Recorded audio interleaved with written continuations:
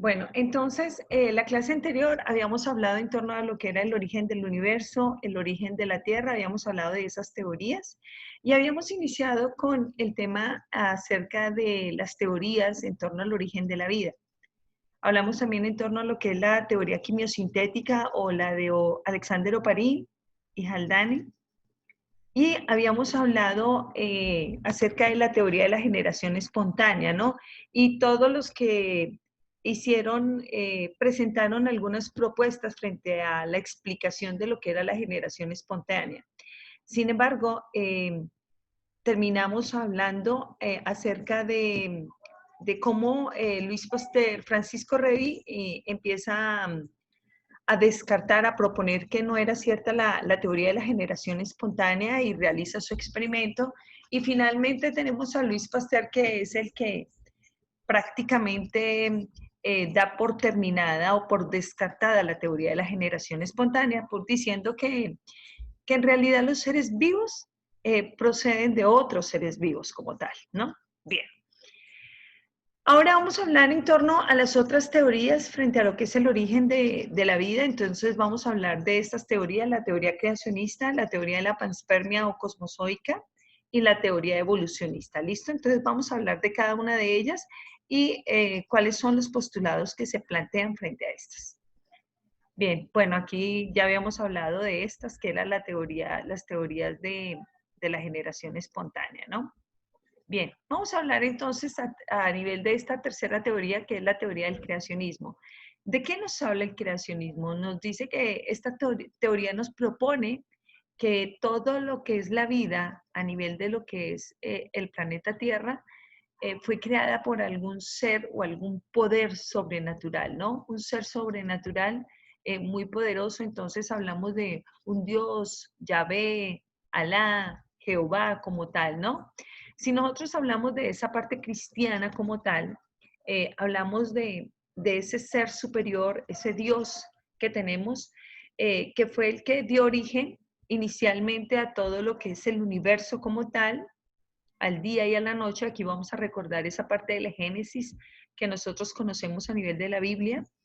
Y empieza creando lo que es, bueno, separando el cielo de la tierra, creando la luz como tal, y finalmente, ya vemos en la parte final de esa creación, el origen del ser humano, ¿no?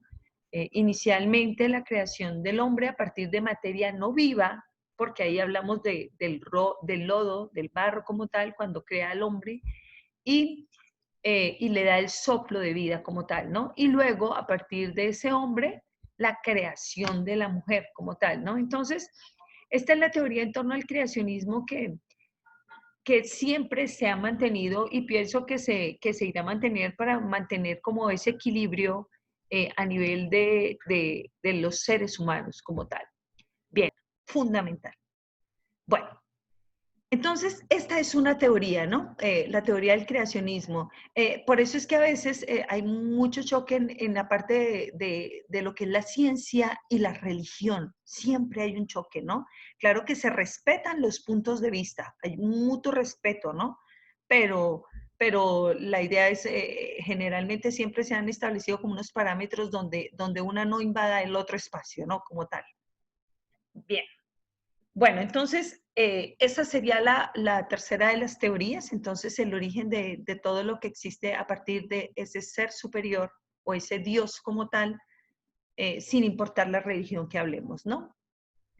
Bien, vamos con la siguiente teoría, y esta es la teoría de la panspermia o la cosmozoica, aunque también se le llama el migracionismo. Este fue planteada por Arrhenius. Él propone que todo lo que existe a nivel del planeta Tierra llegó o fue transportado de otros universos o de otras galaxias o de otros planetas como tal, ¿no? Entonces, cuando nosotros nos decían inicialmente, ok, la teoría de la panspermia, esa panspermia viene de semillas, ¿no? ese término, esa palabra de panspermia viene de semillas. Entonces, a uno le explicaban, ok, fueron como semillas que cayeron de la parte exterior del universo en el planeta Tierra y ¡fum! Unas semillas generaron plantas, otras animales, de unas características, otras los seres humanos, bueno, en fin, ¿no? Entonces, esas semillas como tal. Entonces uno decía, uy, como extraño, ¿no? Pero cuando uno entiende el concepto, uno dice, ah, ok, tal vez es posible, ¿no? Porque no son semillas como tal, ¿no? Sino en ese choque que hubo a nivel del universo, ese choque que ocurrió entre lo que fueron los meteoritos y nuestro planeta Tierra, y la caída de algunos meteoritos, entonces se pudo detectar en algunas muestras recolectadas de meteoritos que cayeron aquí o que han caído a nivel del planeta, se han encontrado algunos biocompuestos, algunos fósiles de algunos microorganismos y la presencia de algunos compuestos que existen también aquí a nivel del planeta Tierra. Entonces, si hablamos de unos carbonatos, entonces decir que existen carbonatos en la Tierra y fuera de la Tierra también, entonces ahí es donde dice uno, bien, tal vez esas moléculas que cayeron inicialmente o de las cuales se originó la vida como tal, esos principios básicos de la vida a nivel molecular, entonces tal vez pudieron llegar de allá, de otros planetas. Entonces, en ese choque que hubo antes de la formación o durante la formación de la Tierra como tal, antes y después de la formación de la Tierra, entonces se pudo llegar a generar todo eso. Entonces, esa es una teoría que la ciencia da por muy creíble. ¿Listo? Bueno, esa es la teoría de la panspermia o cosmozoica o migracionismo. Y la otra teoría es esta teoría, la teoría evolucionista. Aquí hablamos de la parte de la evolución. Por ejemplo, aquí uno de los pioneros fue Jean-Baptiste Lamarck. Lamarck nos propone que la vida evolucionó por tanteos o por pasos sucesivamente, ¿no? Y ahí en ese caso, ¿qué ocurrió? Por ejemplo, si cambiaba el clima, si cambiaba el hábitat, entonces, ¿qué ocurría con los seres vivos que allí estaban? Podían cambiar o transformar su estructura, su cuerpo como tal, y adaptarse a ese medio ambiente nuevo. Entonces, si cambiaba el clima, ese ser vivo, por ejemplo, podría cambiar algunas partes de su estructura como tal y adaptarse a ese entorno. O si no se adaptaba, desaparecían. Simplemente, ¿no? Es más o menos como algo semejante, ¿no? Aquí entonces, Jean-Baptiste Lamarck, tal vez lo conocen ustedes por aquella propuesta en torno a lo que fue la jirafa. Él decía que la jirafa inicialmente, según algunos vestigios como tal, la jirafa inicialmente tenía el tamaño como de un perro grande, ¿no? Un perro grande, ese era el tamaño normal. Bien, ¿qué ocurrió? Entonces se dice que a nivel de la naturaleza la mayoría de los seres vivos eran herbívoros. Entonces, ¿qué ocurrió? Casi todos los seres vivos se comían las hojas pequeñas, o sea, las hierbas como tal, y las que estaban a nivel de los árboles mucho más cercanas. Entonces, la jirafa notó que estas de la parte superior, pues quedaban como libres y que nadie se las comía, entonces empezó a tratar de estirar el cuello para poder alcanzar las hojas largas y en ese estirar del cuello, su cuello a través del tiempo se modificó, cambió y se formó ese tipo de cuello que nosotros conocemos actualmente a nivel de la jirafa, ¿no? Entonces, aquí él nos plantea la ley del uso y del desuso. ¿Qué es la ley del uso y del desuso? Que todo órgano que no se utiliza se atrofia y tiende a desaparecer, pero aquellos órganos que se utilizan en forma continua se desarrollan. Entonces, esa es como una explicación que él dio a la forma en que el cuello de la jirafa a través del tiempo fue cambiando. Lo que no pudo explicar es cómo esa jirafa, esa primer jirafa que logró cambiar su cuello, cómo le heredó eso a los otros, a sus descendientes. Eso sí no lo pude explicar, pero en la actualidad ya podemos explicarlo y ahorita les voy a explicar por qué. ¿Listo? Bien. Aquí vamos a hablar de algo particular y, por ejemplo, hablemos del apéndice. De pronto, no sé si alguno de ustedes aún tenga el apéndice o alguno de ustedes o hayan escuchado de algún familiar que le hayan extirpado el apéndice, ¿no? ¿El apéndice qué es? El apéndice a nivel de nuestro cuerpo es una parte del intestino, una prolongación pequeña. Es más o menos como un poquitico más, un poquitico, bueno, no es igual de grande a su dedo meñique, es un poco más o menos como el tamaño del dedo meñique, así más o menos de larga, ¿no? O más pequeña tal vez. Mm, Tal vez en alguna época de nuestros antepasados, tal vez tuvo algún papel fundamental a nivel del cuerpo, ¿no? Pero yo no sé si a ustedes les pasó. Generalmente uno cuando era chico y entonces estaba comiendo alguna fruta que tuviera semillas, en casa le decían, bueno, ok, no se vaya a comer las pepas porque se enferma y se le acumulan allá en el apéndice, ¿no? Que las pepitas de las pepitas de la uva, las pepitas de la guayaba y que después le daba uno de pronto apendicitis. A uno lo asustaban con eso de chico. Yo no sé si les pasó. Eh, bueno, esa es más o menos como el cuento, ¿no? Pero no es que sea cierto en realidad, ¿no? Pero el apéndice sí existe a nivel de nuestro cuerpo. Tal vez, vuelvo y le repito, en alguna época de nuestros antepasados tuvo alguna función importante, pero en estos momentos en nuestro cuerpo no cumple una función específica o puntual, ¿no? ¿Qué ocurre? Eh, Muchas personas que les han quitado el apéndice siguen su vida normal, no les pasa absolutamente nada. Pero cuando fueron operados del apéndice es porque el apéndice llegó a un punto en que se les inflamó tanto que pudo generar el problema de la apendicitis. Y ahí es donde viene la parte grave, ¿no?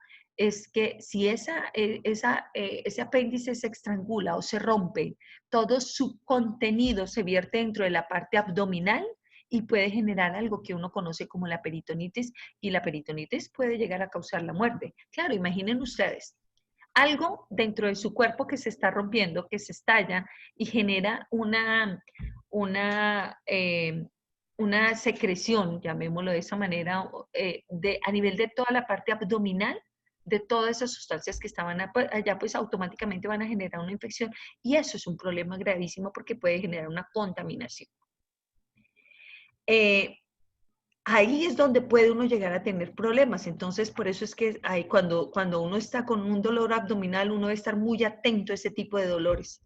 Porque aunque aparentemente el apéndice no cumpla con ninguna función en el momento en que ocurre una apendicitis, puede ser grave. Ahí sí puede ser de carácter de vida o de muerte, ¿no? Eso sí es bárbaro.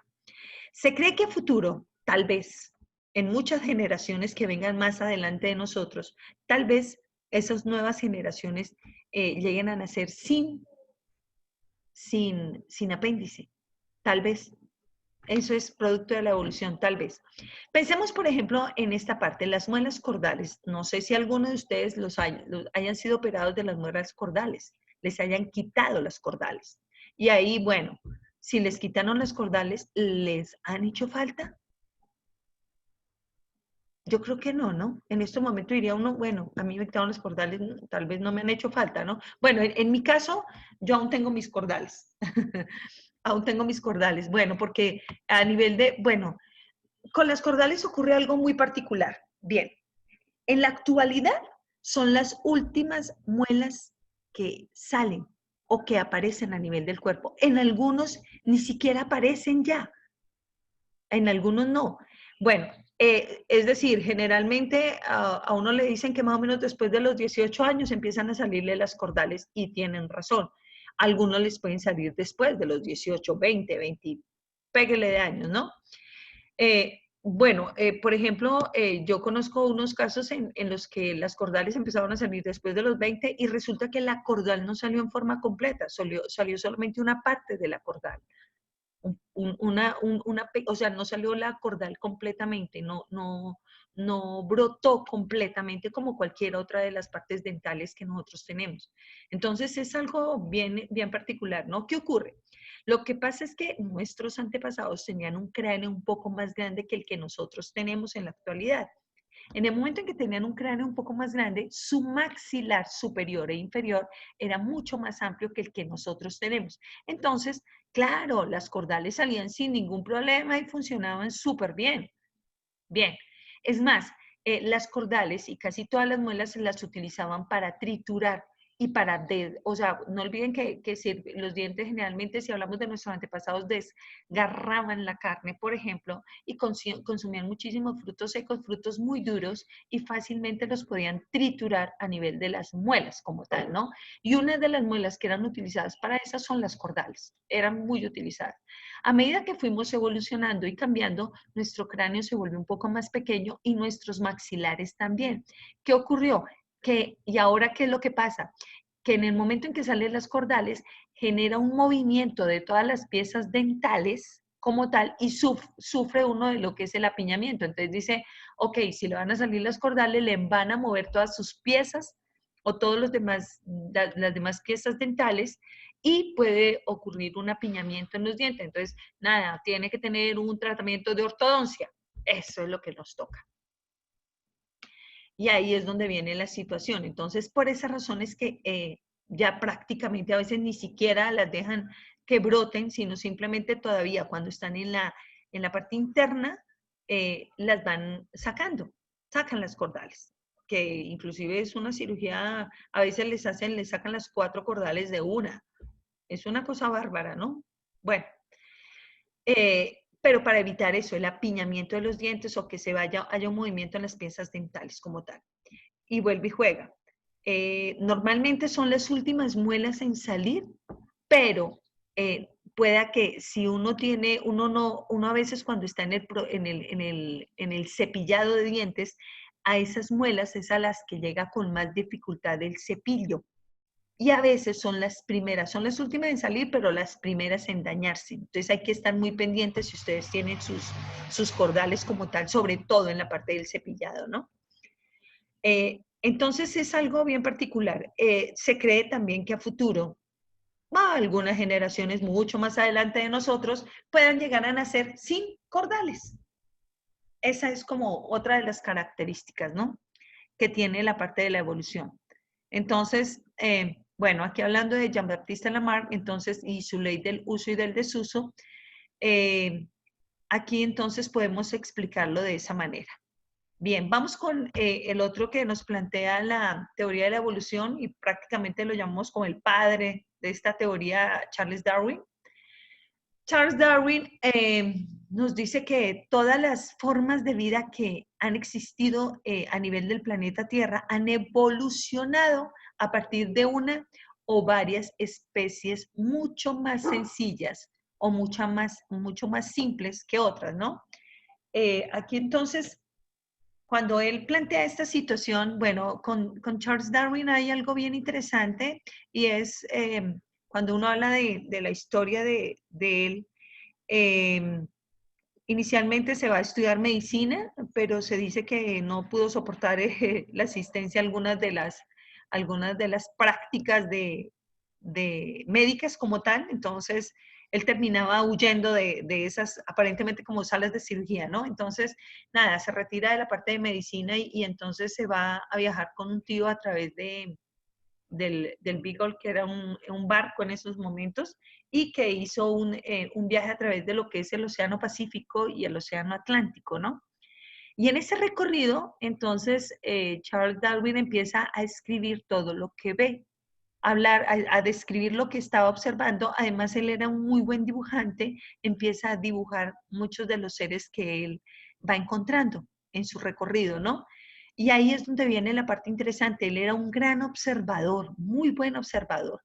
Y en ese trabajo de observación, empezó a encontrarse con unas especies que tienen unas características semejantes entre sí. Sobre todo, por ejemplo, a nivel de lo que fue la isla Galápagos. Cuando está en la isla Galápagos, entonces allá se encuentra con unas aves que son los pinzones, y aquí hablamos de los pinzones, que aunque todos eran de la misma familia de pinzones, entre ellos habían características muy diferentes. Entonces aquí lo podemos notar, ¿no? Miren, por ejemplo, el pico. Las características de los picos entre uno y otros eran totalmente diferentes y entonces eso lo inquietó muchísimo, además de su plumaje también. Entonces él empieza a darse cuenta, bueno, si todos son pinzones, ¿por qué unos tienen el pico curvo, otros tienen el pico puntiagudo? Porque unos tienen un pico más corto que otros. Entonces ahí es donde empieza a cuestionarse y dice, bueno, y empieza a observar y nota que el tipo de alimentación de esas aves también era diferente. Entonces, claro, él dice, bien, tal vez esas especies de seres vivos, para poder adaptarse, han modificado alguna de sus partes y de esta manera han podido sobrevivir. Entonces, aquí hablamos de el proceso que él denominó la selección natural. La selección natural, ¿qué es? La selección natural es que cuando cambia el entorno, cuando cambia el hábitat, cuando cambia, por ejemplo, ahí tienen que adaptarse a ese nuevo entorno, modificar alguna de sus partes, como ya lo había explicado en algo Lamarck, modificar, adaptarse y sobrevivir. El que no se adapta automáticamente se extingue, muere como tal. ¿Listo? Entonces aquí hablamos de la supervivencia. Sobrevive el más fuerte y se adaptan como tal. ¿Listo? Lo que tampoco puede explicar Charles Darwin fue cómo pudo pasar esa información a sus descendientes. ¿Por qué no lo pudo explicar ni Darwin ni Lamarck? Porque en esa época aún no se hablaba de ADN. Cuando ya nosotros entramos a hablar del ADN, cuando ya hablamos a nivel de la parte de genética, entonces ya se podía empezar a explicar eso, pero mientras ellos estuvieron y dieron su explicación frente a lo que era la parte de la evolución, no se pudo explicar lo relacionado con la forma en que esas características pasaban de una generación a otra, ¿no? Bien, y aquí encontramos dos especies que son bien interesantes, ¿no? Una, por ejemplo, el ornitorrinco. El ornitorrinco, este mamífero típico de Australia, que es una cosa bella, es un organismo maravilloso. A mí me parece que es increíblemente sorprendente, ¿no? Un mamífero que tenga pico de pato, las patas sean palmeadas, un excelente nadador, y se reproduce, o sea, sus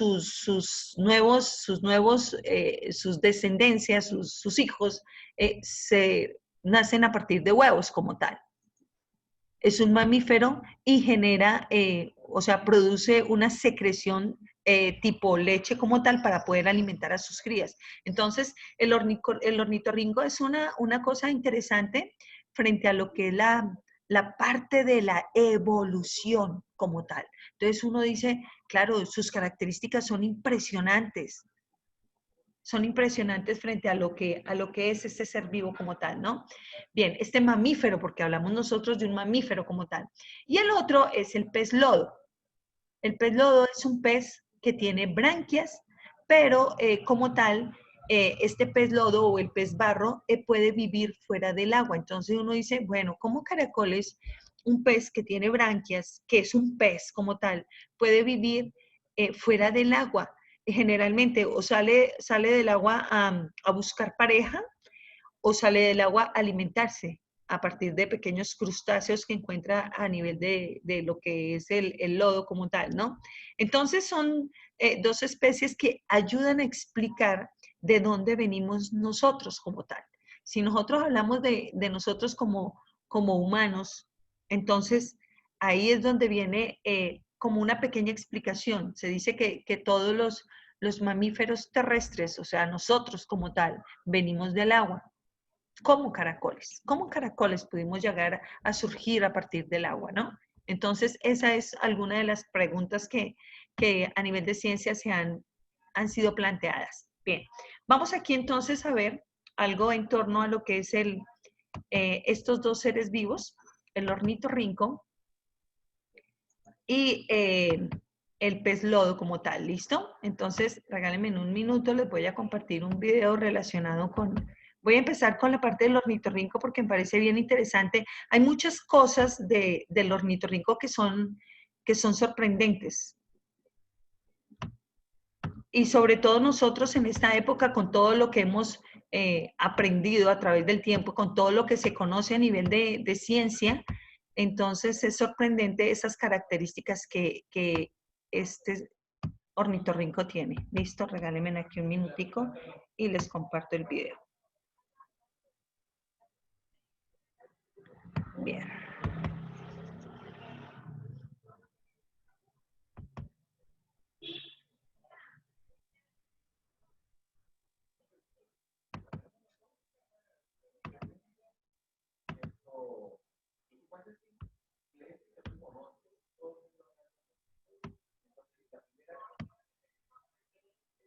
Bueno, les voy a compartir pantalla, por favor. Bien.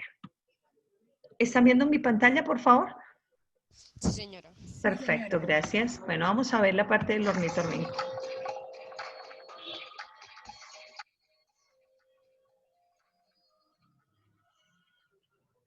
Datos sorprendentes sobre el ornitorrinco, uno de los animales más espectaculares del mundo. En Australia, todos sabemos, habitan animales muy extraños que solo ahí pueden desarrollarse. Koalas, equinos y canguros ilustran bien esta rareza. Sin embargo, un mamífero sobresale entre todos, como si de un rebelde se tratara, incluso dentro de los cánones australianos. Me refiero al ornitorrinco, animal que parece más una broma de la naturaleza que una especie definida en el árbol evolutivo. Por eso quiero hoy contarte 6 datos sorprendentes sobre los ornitorrincos, uno de los animales más espectaculares del mundo. 6. Duda inicial sobre la naturaleza del ornitorrinco. El ornitorrinco es un animal tan raro, un mamífero con pico y patas de pato, de vida acuática, que cuando se le descubrió hubo una duda inicial sobre su naturaleza.